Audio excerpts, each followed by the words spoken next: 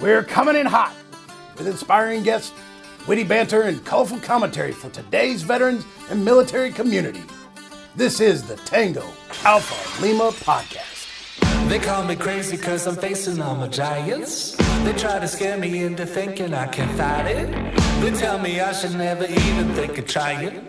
But that's just me, I'm gonna live out in defiance.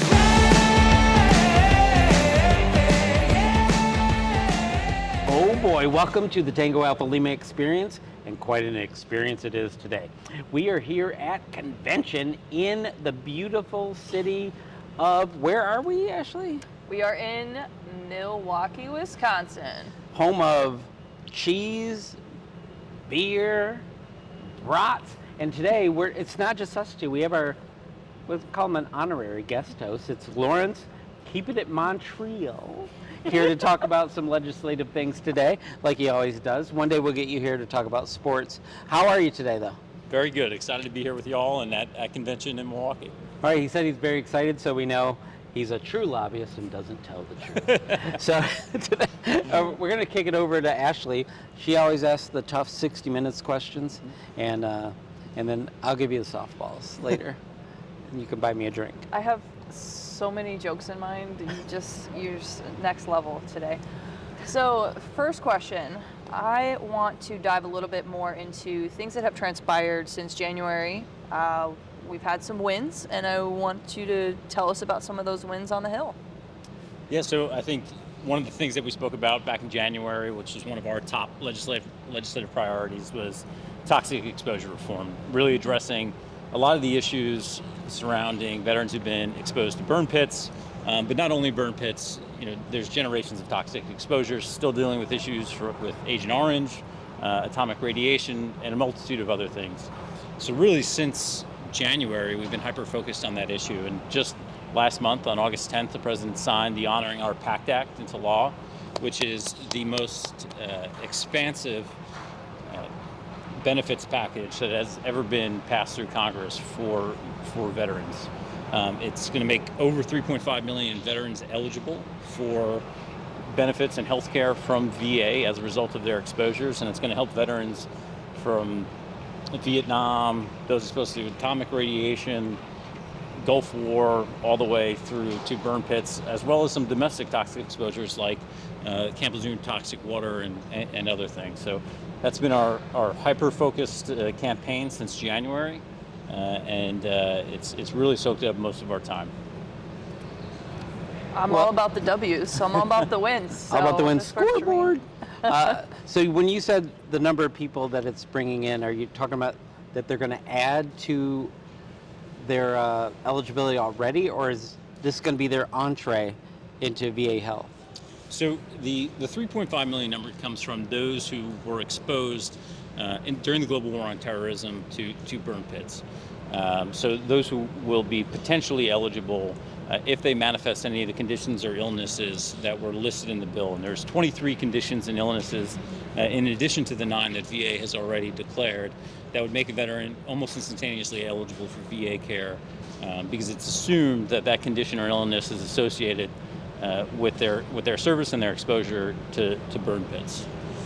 Very cool. So before the Honoring Our PACT Act, what would people do if they caught these illnesses that are now presumed? Yeah. So what's the difference?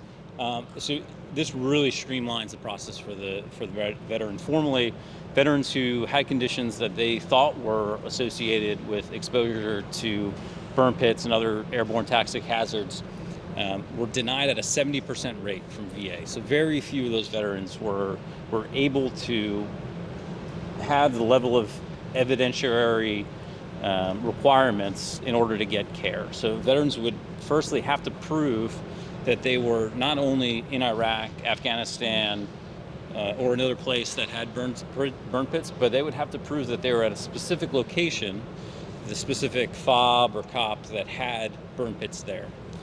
So with this bill, it is automatically assumed, due to the high degree of likelihood, that if you served in Iraq or Afghanistan or any other operational country during the global war on terrorism, where you would get a campaign medal to include the G-Watt Expeditionary, that you were exposed. So that burden of proof is instantly taken off the veteran, which was a very large evidentiary load for just your average veteran to prove that you were at this fob or cop where there was potential for a burn pit and you to be located near one.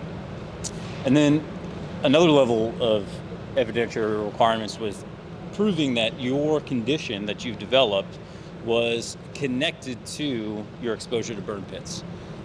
So one of the presumptive conditions is any respiratory cancer. So you would have to prove that there was a nexus between your respiratory cancer and being exposed to the burn pits. And because there's not a high degree amount of studies that have a direct causational link, that became very onerous on the veteran's part. So now all the veteran needs to do is prove that they were in one of the specified locations, to include Iraq and Afghanistan, which would be a campaign medal, on their DD-214, and then really just a doctor saying that they have this condition. So they have a respiratory cancer, and VA is required to automatically grant them their disability benefits and, most importantly, access to care. So this starts sometime in the future, or what's happening? According to the law, there was a phased-in approach to a lot of these conditions, but it gave over, I believe, an 8-year period, but it gave the Secretary of the VA the discretion to implement them immediately. And when we were at the White House, our national commander was on stage with President Biden when he signed the bill into law. He announced that they were going to start accepting these claims and adjudicating them immediately. So any individual from any generation that's included in the bill, which includes, again, Vietnam, those exposed to toxins as a result of atomic radiation cleanup, Camp Lejeune, they can immediately file claims. And we're really encouraging everybody to file claims now, because that makes their effective date sooner. That's when they'll get back pay or access to care sooner. So they can go to legion.org and find a service officer and talk to them about applying for benefits now, because VA is going to start adjudicating those claims almost instantly. Wow. It's interesting.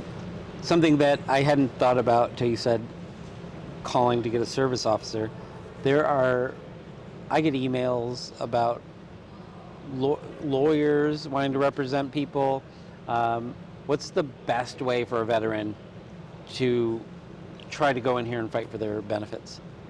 Yeah, I think the most important part is really finding a service officer before you do anything. I think a lot of the advertisements that people have seen have been for the Camp Lejeune toxic exposure. So I know I have gotten hit since the bill passed, or even a week before it passed, with ads on a daily basis, because as a part of the Camp Lejeune Justice Act, which is in the PACT Act, it allows individuals during a specific time frame who are exposed to toxic water at Camp Lejeune, the 50s through the 80s or late 70s, to file a lawsuit against the government.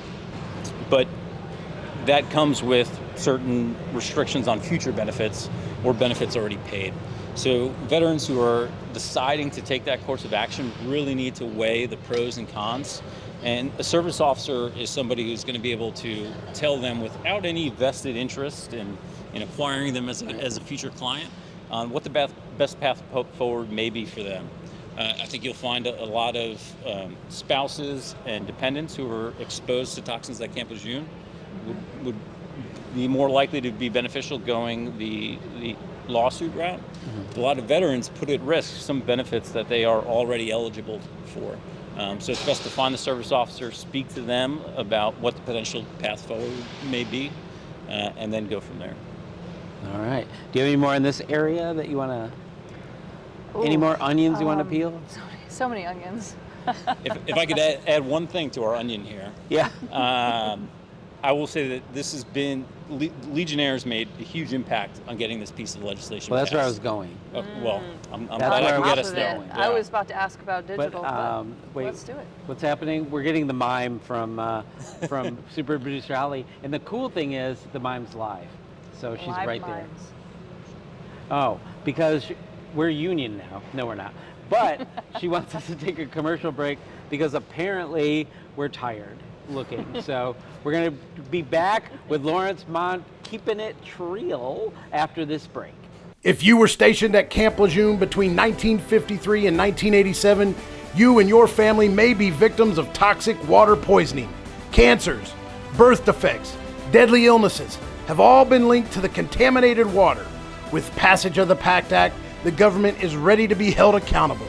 You could be awarded financial compensation for your suffering, but you must act now. Get your free case review. Call True Law at 833-686-4242. That's 833-686-4242, or visit justicecamp.lejeune.com/TAL. Raising money for your American Legion programs has never been so easy. Terry Lynn Fundraising offers customized fundraising programs, dedicated support, discounts and incentives, and premium products for your members to sell. We're talking delicious nuts, confections, and snack mixes that will keep your supporters coming back for more. You can see how simple and effective Terry Lynn can be to use for your next fundraiser when you request a free tasting sample at terrylynn.com/AL. Check it out and get ready to have the most successful fundraiser yet. Visit terrylynn.com/AL. All right, Ashley, we've beaten him down about his wins. We screamed scoreboard, and apparently he's got a big win in the K. Big W. He's just the coach, though. He didn't do all this. Yes. So I need to ask. We as an American Legion, we want, one of our things we want to do is get out of the four walls of our posts and make real positive change in a very real way. I've talked about putting on that virtual cape, getting out there and being a superhero with the least amount of effort possible, because that's what we do. So how did the American Legion and its members help you? It was extremely impactful. Really, our digital advocacy campaign. It was the most successful digital advocacy campaign that the Legion has ever run. We sent, over a 3-month period, 34,000 messages to senators. There are senators who received over 2,000 emails on the PACT Act from Legionnaires saying, we need to pass this bill. And that's important for us because we're up on the Hill quite frequently. We're meeting with staff, we're meeting with members of Congress, and they see my face all the time. And they hear us say that we've got 1.8 million members and members back in your district, but that's not real until they actually hear from their constituents, and it's extremely powerful when that happens. And there's going to be future campaigns which you can sign up for at our Legislative Action Center, so I'd encourage all the listeners to do so. But to fully answer your question, it's not just us direct lobbying on the Hill with our members sending emails. We also have something called the Legislative Council, which is extremely powerful. And what that is individuals back in the senators' and congressmen's home districts who are assigned as a liaison. And we had socialized the campaign with them, and they did a fantastic job reaching out to their members of Congress who they had a relationship with. They'd see them back in the district. They'd see them at fundraisers, at fish fries, and make sure that they got hit again. And you see some of these offices are having a meeting with us in a single day, getting a couple hundred emails about passing the PACT Act, and then their senators back in the district at a fish fry, and he gets some Legionnaire walking up to him, telling him about the PACT Act, and he's going back to his staff and saying, "What's going on here?" So the power of the rank and file Legionnaires was imperative to get this bill passed. I know Ashley wants to ask you more nuts and bolts about that, but I got to tell you, first of all, Liz Hartman's a friend of mine. I got, from her alone, multiple contacts about this per week, and I said, LH, I sometimes call her LH because we're cool like that. I said, LH, I've done this already, and she just, well, then you need to tell more people to do it. She was relentless, and I think what you guys have done legislatively is a model for other councils. Like, I'm on the Media and Communications Council. I feel like it's a waiting room to get on the actual commission. And a lot of those people, they're not engaged in other councils because they don't have a model for it. And I mean, you guys are impacting legislation, but you could be impacting the entire American Legion by the way that you're utilizing those people who have volunteered to help, taken on a red badge of courage, and have decided to leap in and get active. So how did you do that? How did you guys empower your council to be superheroes? Yeah, well, firstly, I'll say, Liz is a fantastic chairwoman, and under her leadership, really is how this council was able to get mobilized. I think it's important that there's buy-in from the individual council members, and they can see the impact that they're having. So not only were they, having those personal meetings with members of Congress and their staff back in their districts as constituents, as voters, but they were also, like you said, forwarding those action alerts to other people that they know and having them take action and boosting the numbers. So I think really just empowering the individual council member, giving them the tools to do good things and giving them the freedom to go do good things. Now can I ask Ashley a question? Are you going to be offended? No. All right. Now you live in DC. Yes. Live and thrive and breathe and enjoy I'm all referred eight. to as living my best life. Yes, go on. All 8 seasons that you have there in DC. You enjoy them all. All of them. All the seasons. All the things. Go on. What were you hearing? Were you hearing anything? Was there a buzz about the PACT Act there Yes. in DC and your Legion life? Yes. So I also received a lot of the forwarded action alerts, to include from my own post, our department. I'm the vice chair for our media and communications for Department of Virginia, and more recently, as this has all happened, it's been a journey, because I'm also learning, right? Like, I may have been and still am obviously a Legion member and have been for such time. But what I will say is I had a lot of friends contact me from different walks of life that when the PACT Act hit a roadblock, that were out, on Capitol Hill, like pulling all-nighters in the rain.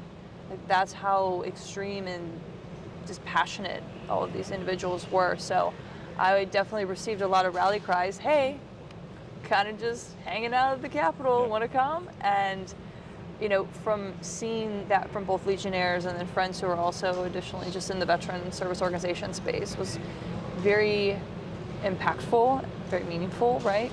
So that was really my experience in the DMV or DC, Virginia, and Maryland area. So I was really excited to see everything come to fruition. A lot of hard work goes into these things. We are a grassroots organization, right?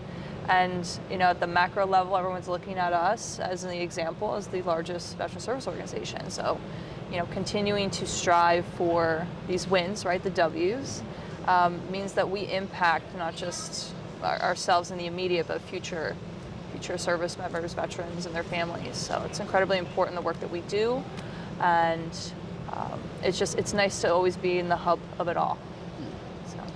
Wow, well, you just triggered something. I mean, and in a good way. In a good way for a change. Well, I don't know if you realize and I know you mentioned the different levels here, but do you realize how galvanizing it is for the American Legion in terms of generations bonding, connecting, energizing, and acting together? We speak so much, too much. I'm going to say it. We speak too much about recruiting young members as if we're going to forget about the fact that the Cold War members are now eligible, or that there's influences from older generations. And what you guys did to pass the Honoring Our PACT Act was you got Vietnam guys saying they're getting involved partially for themselves, but mostly because they don't want the younger generation going through what they did. It's not them saying, slow down, don't take over quite yet, we gotta do this. They came together. Does that kind of, have you seen that kind of unity in anything before? And does that unity create a force of will to get this stuff passed? Yeah, I think, to your point earlier, hearing about it from people who aren't typically active in the legislative space or even the veterans space, similarly, I had this same experience. Some of my friends, buddies who I served with, texting me, emailing me like, "Hey, what's the deal with this PACT Act thing? What can we do to help?" I think that was really speaks to how monumental this was for a generation. But to your point, Jeff, it impacts multiple generations. And I think it's really the antithesis of what the American Legion is about. It's about ensuring that we are taking care of veterans, no matter what generation they're from, and bringing those generations together for the good of everybody. And I think that's what happened here with this bill. Right. It takes that. We got your 6, 12, 3, 9, 1:30. You're on your own. All the time. At 1:30 to 2, you're on your own. But every other point on the clock, we got you. And I think because it was very the actions you and your council were doing were so public. I mean, I hear that when I'm walking around preaching membership. Like I said, ladies and gentlemen, we're here at convention. Anything can happen. There's forklifts. There's things going on because we're just doing the work and they're doing their work. So bear with us. Hopefully you can hear us really well. So what do you want from us in the future? Yeah, I think the biggest thing is that this isn't going to be the last battle that we fight on Capitol Hill, and it's not the last we've heard of the PACT Act. It's a massive bill that needs to get implemented, and we firstly need to be able to hear from Legionnaires about how is that implementation going. Or do you feel like your benefits are being unjustly denied? We need assistance in that oversight. But I will say there's other campaigns that we're going to be running here in the near future, where those action alerts will go out, and we'll need that assistance with advocacy. I definitely want to let people know that you can get the American Legion's legislative agenda online. So please check that out. You will can say that again for the people who couldn't hear the people forklift? in the back. So the American Legion's legislative agenda, you can find it online at our website, AmericanLegion.org, and you can check out all of the information. And what's nice is at convention here, I was able to pick up, and it's really awesome to see that there's just these 2 achieved boxes, right? Well, those are dubs. Wins. Get those W's. Just put a big dub up there. Oh my gosh. For Washington Conference, I'll get some W's on this. W's. We'll frame you. We'll get a framed one for both of you. I appreciate that. I love that. That's so the lovely. dubs. So we have some other items on here, and Lawrence, my last question for you is, we've talked about what's next, right? What as now we've got the implementation that we need to, make sure is being overseen. What else should we be on the lookout for that's on the priority, right? Yeah, I think one of the biggest things that we're working on a relatively tight timeline is a bill called the Afghan Adjustment Act. And I think it's fitting actually to talk about that today. It's a one-year anniversary of the bombing at the Abbey Gate, where we lost 13 Marines and sailors. But what those Marines and sailors were doing in their final moments was keeping a promise to those that served alongside of us in Afghanistan and some of the Afghan people. And they were trying to bring people to safety. And that's what we did. We brought thousands of people here to the United States so that they wouldn't have to live under the fear of the Taliban and potential retribution. That was a commitment we made to our allies, and those 13 service members died upholding that commitment. When we brought a lot of those individuals here, they were brought here and granted temporary protected status, but there is a limited time that lasts, typically 18 months, and we're running that clock down pretty quickly, and we need to find a pathway for some of these individuals to have citizenship to some degree, to get long-term protected status here in the United States, because what will happen is if this 18-month clock runs out without any new legislation to fix the problem, then some of these individuals who we looked in the face and said, get on this plane, we'll take you to safety, could be facing deportation here in a couple of months. Terrifying. The Afghan Adjustment Act was just introduced in the House and the Senate earlier this month. And we're very hopeful that by the end of this Congress and hopefully within the next 3 months or so, we'll get that bill passed and make sure we keep our promise to those Afghans who we brought here. Well, Ash, and I know a lot of people were super emotional about this because I know people that worked with people that whose lives are in danger. So that's going to be equally, I think, it's gonna create an equal amount of passion amongst our members to get that done. Are we wrapping? Are we good? How's our time, super producer? Oh, we need to wrap. Super producer Holly, at the request of myself, has said we need to wrap it up. So I totally want to thank you here for this new Afghan Adjustment Act. Afghan Adjustment Act. You need to get on it. You need to sign up for the legislative things that Ashley told you about. And she's not going to tell you again because we're going to be off the air soon. The Toxic Exposure Act covers so many things. Unfortunately, it will not cover passive-aggressive behavior from your command. That's toxicity you're going to have to deal with on your own through therapy. But other than that, I want to. We're hitting all the boxes today, Jeff. So we have a little more to talk about, but he's not going to be with us because we're going to talk about you, not to you. It's none of your business. What we say next after this break is all about what Ashley and I thought about keeping it Montreuil with Lawrence. You need your own podcast called that. I'll leave the podcasting to the professionals. All right, leave podcasting us. So thank you so much for being here. We appreciate you and all the work that you and your staff do, and your counsel, Liz Hartman. We're not forgetting you. So thank you so much, and we're going to talk about him again after the break. Hi, this is Tony Kanan, and I'm proud to support the American Legion 100 Miles for Hope Fitness Challenge.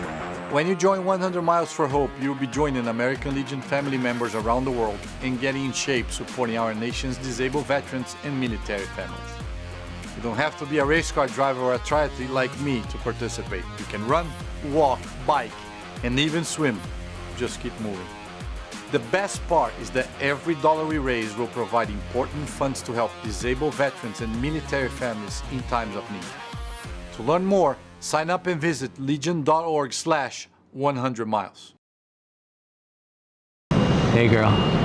Oh, wait, we got a show to do. Ashley, I'll get back there in a minute. So we just had Lawrence Montreuil here, and he gave us some good stuff. What's your takeaway?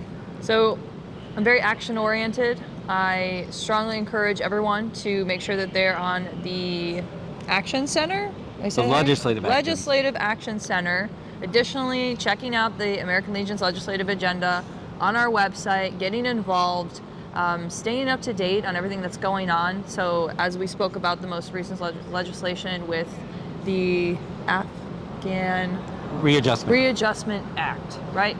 I'm gonna make sure I get it correct. If I'm not, my apologies. But, being mindful of things that are going on that affect you and I and even the folks that we've served with and the promise that we've made, it's incredibly important. And I think Lawrence did a wonderful job discussing all of the W's, all the wins. You can tell I watch way too much Letterkenny. It's great.